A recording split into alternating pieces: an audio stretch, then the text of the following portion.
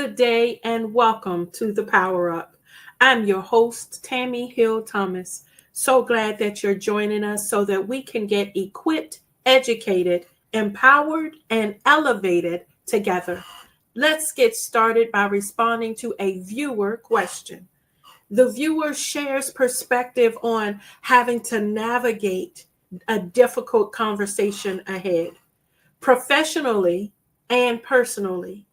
She found herself asking for advice on how to connect with people and get what she needs articulated during the conversation, where she already anticipates responses not necessarily being positive or having a cohesive understanding. So let's talk about navigating difficult conversations today. During the Power Up, one of our biggest hopes is that you leave inspired, that you leave informed. So let's just start by reminding you to take time to pause and breathe and not assume the conversation is going to be difficult without even having the conversation. A lot of times when you're unsure, when the topic is not an easy topic, preparation and planning must happen before the actual communication, before the actual dialogue, whether it's one-on-one with a group of individuals. Maybe you have to bring strangers you never met together to say, I was funded to do this and I just lost. Or maybe you've been thrown into a group because you have expertise and there's still communication breakdown. Maybe on a personal level, you have to figure out how to talk to your family and bring everybody together to address a topic that's very sensitive. Or maybe it's just you and your spouse or you and your neighbor having to broker a conversation. Well, before you just assume it's going to be negative, let's just make sure we're prepared with information. See, preparation can help with a lot of how the conversation will go. Having facts ready, even having yourself clear with the message. So let's start by defining what the topic is that needs to be discussed. Not so much worried about how it's going to be delivered, but making sure I'm prepared for this engagement. See, if you think about the fact that positivity is needed in every communication, you see the dialogue as beneficial instead of, I hate that we have to even deal with this. Well, instead of hating to deal with it, let's have the courage that we're going to talk about this conversation and we're going to come to a consensus, which is going to make our relationship better. And let's really share some tips that can help you prepare. Here we go. First, congratulations on having the courage to have this conversation. Conversations aren't easy. Having to talk to my dad, who was an aging senior, about giving up the car keys was not an easy conversation. Even knowing and pretty much feeling how his response was going to be, still had to talk to my 80 plus dad who was speeding about whether he should still be driving. Having to have that conversation with siblings, because dad not driving doesn't mean dad isn't going to stop. Somebody else now has to broker the time to drive, right? Let's just have the courage to say there's a conversation that has to be had. And then once you in yourself decide we're going to move forward with this dialogue, let's prepare. Let's start not just with courage, but with considering the other person. How should we have this conversation? When is the best way? When is this person in a good space to have a dialogue? Is this one that has to be held in a person versus by thumbs, the way we like to do everything? Is this one where we need to go for a walk, just me and you, Not blast this in front of everybody and make you feel uncomfortable, but let's step away for a minute. Is this a dialogue that needs to happen with a witness or another individual so that you don't feel like I'm pouncing on you and this is personal? And let's steer away from just dumping information on someone. Let's consider them first. While we do have to broker this conversation, let's prepare. I talked to Dad because I was concerned about his health. I was concerned about safety. So that's what the conversation was about. It wasn't, Dad, you so old now, you don't need to be driving anymore. Give me your keys. Wouldn't you be offended if someone came to you to try to take your independence away? Wouldn't you be offended if the person you raised and poured into treated you like a child or made you feel that way, even if that wasn't the mission? How can you emphasize the conversation and what the point is versus the individual and fixing them? Let's consider it on a few different scales. Professionally, and then we'll go back to personal. Conversations in professional settings should have different type of outcomes considered. Is the outcome of the conversation to benefit the larger mission of the organization? Is the outcome to benefit the team and our goal as part of the larger mission of the organization? Is the conversation meant to help bring individuals together who have different perspectives and differences because we're all different? There's only one Tami on the planet that thinks like me, responds like me, has lived the journey that I have. So I have to honor and value someone else's journey the same way. Knowing that reactions and perspectives are going to be different doesn't mean they'll be negative. Even in those conversations where the delivery of the message might be a little elevated of a voice. I'll give you an example. In my side work, I have the honor of being a law enforcement chaplain. I've had in the past the experience of having to deliver death notices. That's a very difficult dialogue. There is no easy, fluffy way to knock on a stranger's door and give them that type of information. We have to be clear with what facts we can release, because in those spaces, wouldn't you want to know? But then how much should you know? In that moment, do we deliver it all? Because some of that could be more harmful than good. Or do we allow the moment and the space to be what it is? So consideration of that person's feelings is on the forefront. That character trait of empathy, but it's still in a professional perspective. So in a boardroom, when I sit on the board of directors and I'm meeting with that executive director, or we're looking at the bottom line, not meeting the essentials of the organization and its mission, we have to have a dialogue.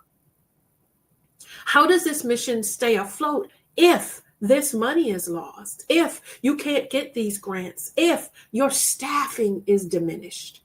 How do you keep the excellence of the work in the absence of knowledge if folks are retiring as they are, or if you have to have a mass layoff? Well, there's still a lot that goes with having to consider those individual lives, their thrift savings, right? Their individual contributions, their medical expenses and insurance. That's not just dropping a hammer and it's over, because even after that, there's still work. Conversations of all level on a professional spectrum still have to happen. So it's not that the conversation and the topic is it's being prepared. You as the deliverer or you as the lead of how that team will come together. You, as the one who wants to make sure that after the meeting, we can all still move forward. I'll go back to that death notice as a law enforcement chaplain. I don't just have the responsibility of dropping this news on your doorstep and walking away and saying, "Have a good day. God bless you. Hope you do okay with this. I'm so sorry." No, it's more than that. We leave with resources with them. We hang around, we stay to see, how can I support you in this moment? Who do you need me to call? How would it be helpful if in this moment I share a list of steps? And I know while you're processing, you might need to reference this later, like calling the funeral home, like calling your local church of your faith. Like, we become more of the assistance, not just the message. Y'all with me? We have to make sure that there's a larger perspective of consideration in the preparation part. Go back to my dad and a personal perspective. I had to speak to dad about safety. And in spite of what his reaction may have been, or what in my mind I thought his reaction might be before the conversation, I had to have the courage to say, "Let's talk, Dad. I need you to hear my heart and where I'm coming from. I'm concerned because this is what I've seen, or this is what I've heard. And I just want you to know, nationally, these are some statistics. And these are things, though, that can help. So let's talk about what might work for you. Can we have an option and discuss our ideas?" Right? Like, it's considering, it's not dropping a hammer and leaving the person bleeding, or leaving the person depressed, or leaving the person down. It's being that engaged support to help navigate the dialogue.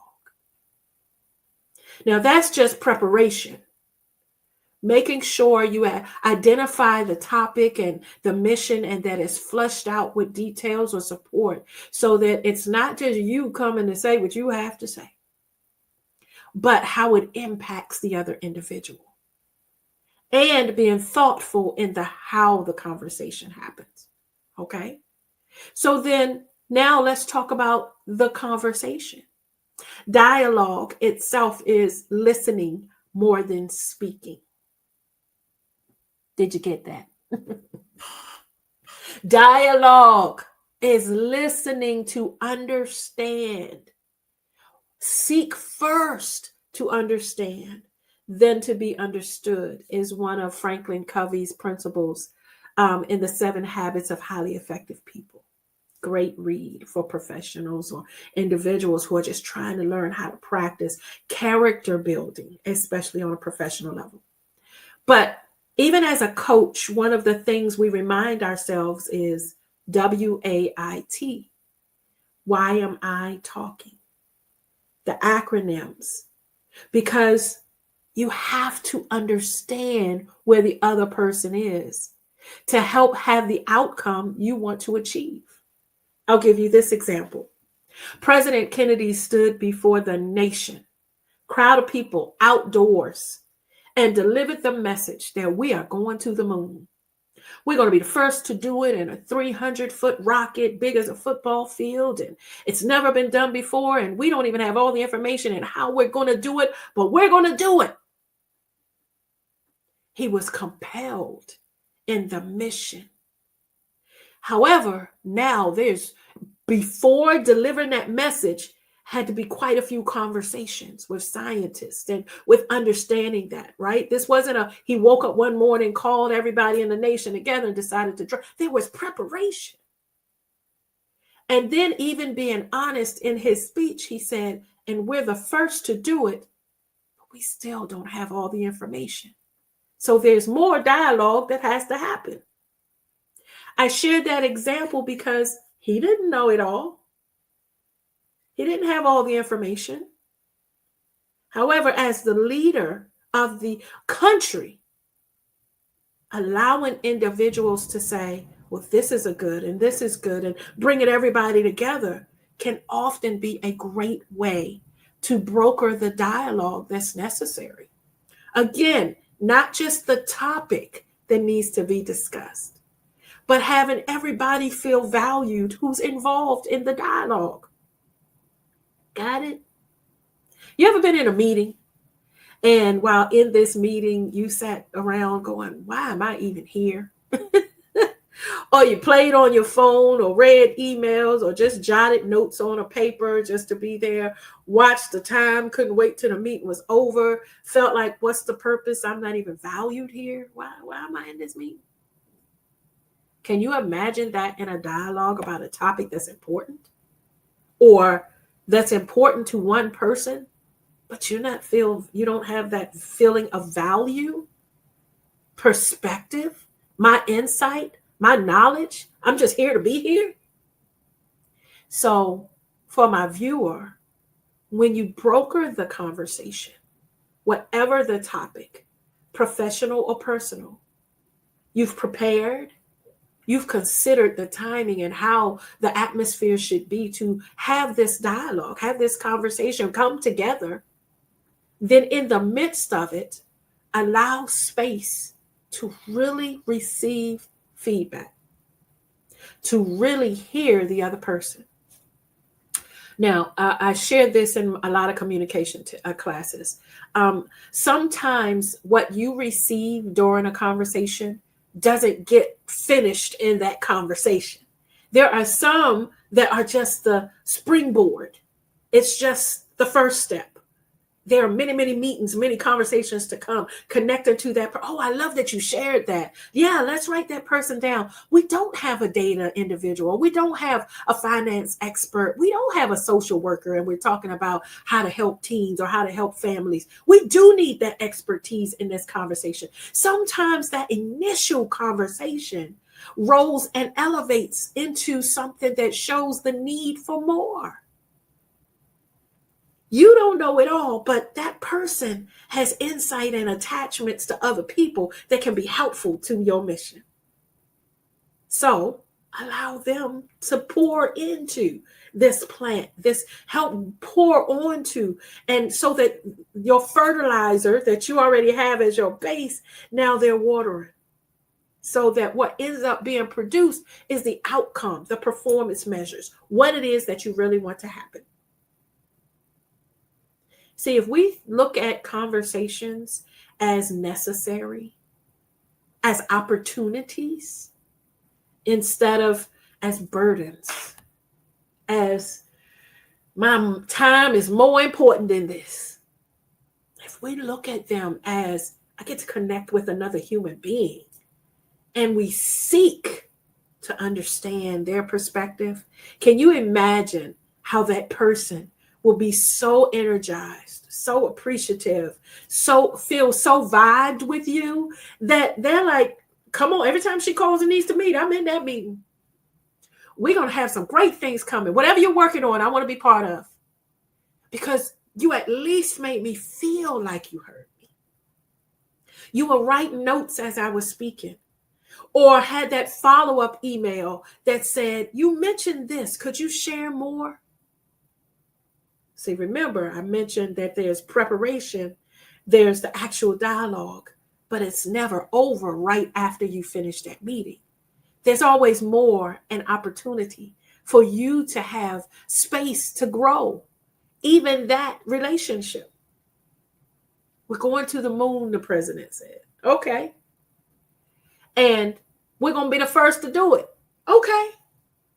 I don't know about you, but there have been many more moon versions and journeys and voyages since we're going to be the first. Conversations continue to happen. The moon journey went from just being a rocket going to people living up there. And now things evolve all because of that first dialogue. Whoever brought that topic to the table, in spite of people agreeing or not, still producing something that grew. That pebble in the sand, in the ocean that people believe will turn into waves over in a whole different country. Your impact is great. It's being positioned to allow the wonderful essence of you to have the courage to have the conversation, the clarity. So the preparation and information, the considering the other person. You know, you got to think about it that way, right? I really want you to get that. When you're navigating conversations, navigating is movement, okay? You're navigating, you put on your GPS, you're driving, you're navigating, you're out on the water as sailors and you're navigating the winds and the waves. You're navigating life's journeys. You get up, you don't know what's in front of you. You have yesterday, so you pull from your winds to help you with what happens today. Oh, that happened. We'll deal with it. Oh, no, I'm not my best today. This will happen. Oh, I'm feeling awesome today. We're going to do this today that I didn't have a chance to do, right? Like you're navigating. Relationships, the kids are feeling this, or, you know, we're going to do this with the spouse, or navigating. It's life. When you take it one conversation at a time, one opportunity at a time to grow with another person, your idea grows and impacts futures to come, generations to come. The future never just stops. Like, think about everything that you have in front of you. I love that Thomas Edison tried over 100 times and never got a light bulb, right? It never worked.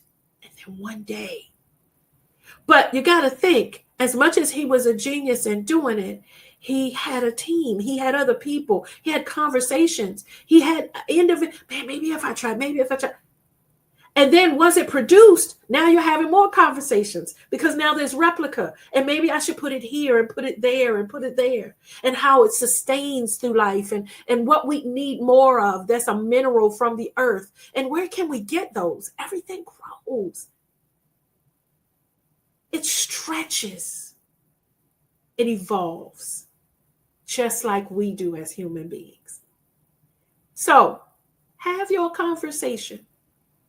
Have your dialogue, whether it's one-on-one, and make sure that with the positive energy, the most you ever could, that you pour more positive energy into the entire process. Okay. So before we end this, let's talk about the fact that, Tami, the reactions, though, what if I'm prepared? And what if I consider them? And what if I'm open and I'm positive? And they go there. Their reaction isn't a reaction that I appreciated, or I knew they were going to go that way. And they were so negative. And I knew that was going to happen. They kept telling me, no, we can't do that here. And I knew. Okay. Here's the thing. And what you gained is insight into a person as well. Opportunity. Because now you see that didn't work for that atmosphere for them. Okay. Maybe you were so busy looking at their body language and the fact that their voice was elevated and hands were flying and that they just couldn't seem to sit down and fidgeted that you missed that they were not receiving that in a good way or in a way that was best for them.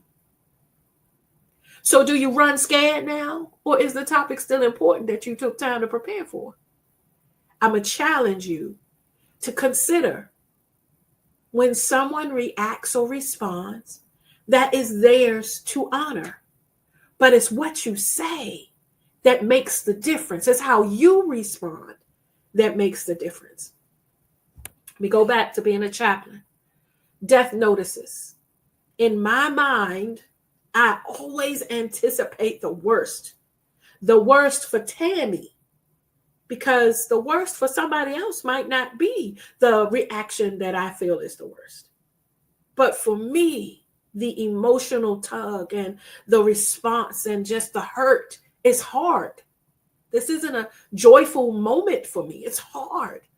I do it because it's dignity and honor. And I would want to know. I put myself in that person's position. There you go. You look at this individual who you're trying to have a conversation with, and you're sitting with them, and the atmosphere shifts. Tammy, what do I do? I'm glad you asked. Number one, pause. Have the power, the courage, the consideration for them to pause the conversation. You know, this is really important to me, and I respect what you're saying. It doesn't seem like this is a good time to talk about this, but you're important to me. Your opinion is important. In a professional perspective, I might say, you've been working here for years. You have more knowledge than I have. That's why I'm coming to you. So if today isn't a good day to discuss this, let's see if we can schedule for next week. But at least we had an opportunity to connect on the topic. I would love to hear your insight. You're welcome to send some thoughts in email if that works for you. But let's connect again and allow this space, okay? Professional response, pause. You don't have to keep saying, but no, that's not what I'm trying to say. But you're not listening to me. If we're both here, nobody's being heard. So what you do is pause. Here's another tip. You can consider asking, would it be helpful if we breathe right now? I just want to come down for a minute. Let's take a minute. Let's just breathe. You know, box breathing is a great technique where you breathe in through your nose for 2 and you push out real hard for 2. So you go.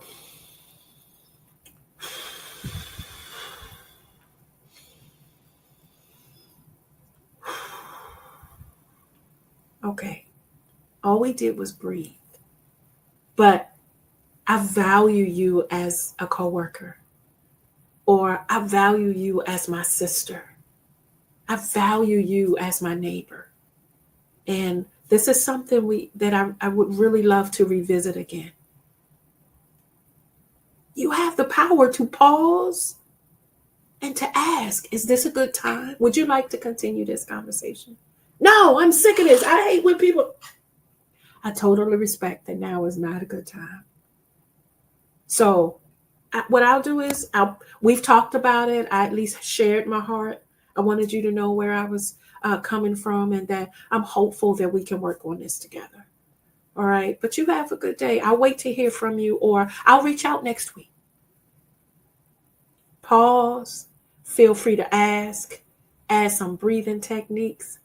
But you still keep the power. No, everything is not going to be resolved in one conversation. No. And be okay with that. Did you get that? That was one of the hardest lessons I learned as a grown-up.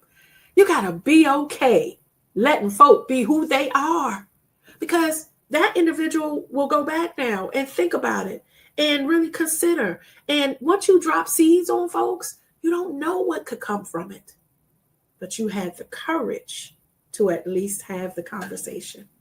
You keep on navigating through life, one person, one opportunity at a time. You keep being great. And once you master the techniques of opportunities with other humans, you don't see it as a hard conversation. You see it as, okay, I have to be honest. This is where I am, and I would love your insight. Or I appreciate the fact that you're sitting next to me in this cube and we've got to work in this atmosphere together. It becomes a different perspective versus, okay, not about confrontation. It's about communication. I hope this power up was helpful for you, family, as we all elevate together. And as always, thank you to our first responders, veteran. Thank you for all that you do, medical professionals, teachers, caregivers, and our active military.